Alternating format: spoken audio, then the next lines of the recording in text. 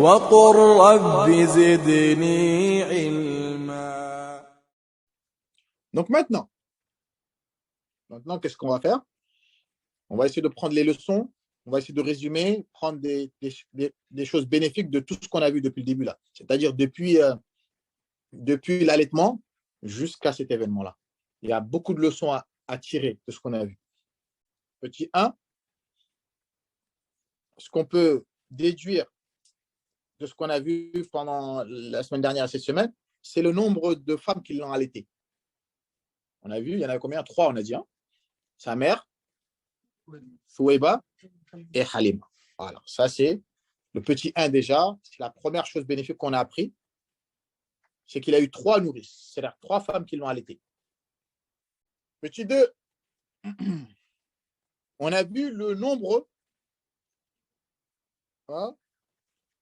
de temps qu'un enfant il doit être sevré. C'est combien de temps on a dit? 2 ans. Voilà. L'enfant, la mère, elle peut le priver du lait avant 2 ans, ça dépend. Mais si l'enfant il a besoin de téter, il peut aller jusqu'à 2 ans.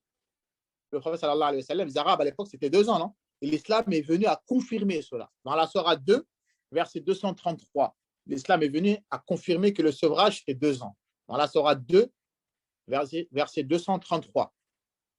والوالدات يرضعن أولادهن حولين كاملين لمن أراد أن يتم الرضاعة. Allah Azza wa Jalla a dit والوالدات, les mères, يرضعن أولادهن, elles allaitent leurs enfants حولين كاملين, 2 ans complets.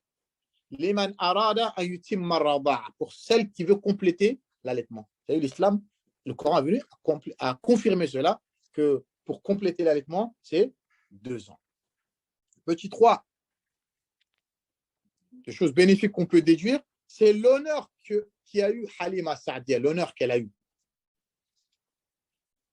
Est-ce que ces femmes-là qui ont accompagné Halima, est-ce qu'on connaît leur nom? Non.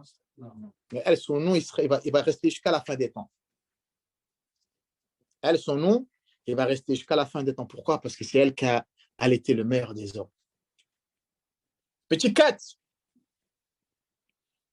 le fait que le serviteur, il doit être satisfait de ce qu'Allah il a choisi pour toi. Wallahi al-azim. Toutes ces femmes-là, elles voulaient des enfants de riches. Ça, voilà. Elles voulaient des enfants de riches. Et Allah Azza wa Jal, il a choisi pour Halima le meilleur des enfants. Donc ça, c'est une leçon pour nous musulmans, que quand Allah il a décrété quelque chose pour toi, accepte. Accepte. Parce que ces choses qu'il a choisies pour toi, c'est mieux que toi ce que tu voulais pour toi-même. Ces femmes-là, on a dit qu'elles voulaient des enfants de riches. Ça. Et Allah Azza wa Jalla, ils ont délaissé cet enfant-là, et il s'avère que cet enfant-là, il était mieux que tous ces enfants-là. C'est important ça, très important. Quand tu fais quelque chose pour quelqu'un, ne regarde pas l'intérêt. Et ça, on le voit beaucoup, même au bled. Hein. Au bled, on voit certains professeurs, ils disent, moi, je veux enseigner que les enfants des riches. Pourquoi? Parce que leurs parents, ils vont bien payer. Mais les enfants des pauvres, tu ne sais pas, cet enfant de pauvre, peut-être c'est lui qui va devenir un savant demain. Minimise pas. Ce qu'Allah a décrété pour toi, accepte-le. Est-ce que tu peux faire du bien à quelqu'un? Ne regarde pas parce qu'il est d'une grande famille, lui, je lui fais ça, mais l'autre, je ne lui fais pas parce que lui, je ne sais pas c'est qui. Mais cet inconnu-là, tu ne sais pas qu'est-ce qui va venir demain. Tu ne sais pas qu'est-ce qui va devenir. Donc, ce qu'Allah a choisi pour toi est meilleur, mon frère et ma soeur. Petit 5, l'effet positif de la campagne sur le corps humain. L'effet positif de grandir à la campagne, que ça t'éloigne des maladies des villes.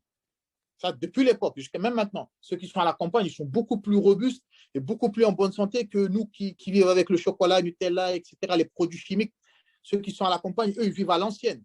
Tu vois, même tu arrives au bled, tu vois des cousins de ton âge, quand il te tient la main, tu ne bouges plus. Tu te dis, lui, il mange vraiment du vrai blé, pas du blé modifié ou je ne sais quoi. C'est une réalité. Wallah, ils sont en très, très bonne santé. La campagne, ça, on le prend. De l'histoire du prophète, quand il a grandi à la campagne avec Halima, c'est là où ils gagnent de la bonne santé, où ils parlent bien arabe, où ils sont polis aussi. Les gens de la campagne, en général, c'est des gens polis. Ce pas des gens comme nous, on est pourri gâtés à la ville. Eux, à la campagne, ils sont éduqués, ils ont des valeurs. Ça fait partie des signes positifs de grandir et et de vivre à la campagne de temps en temps. Petit 6, hein, le fait qu'Allah Azza wa Jal, il lui a extirpé, il lui a débarrassé de ce sang coagulé, hein, pour le préparer à la mission qui l'attend et pour pas que Shaitan ait une porte, hein, et une porte pour avoir l'emprise sur lui.